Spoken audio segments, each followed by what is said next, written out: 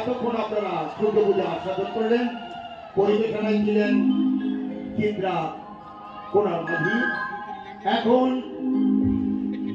সেই ক্রীড়া করতে পালা ওই শ্রীদাম সুদাম দাম্য সুদাম এদের প্রত্যেকের মা তাকিয়ে আছে, তার ও নন্দদশাও তাকিয়ে আছে। গোচারণে গেছে কখন ফিরবে।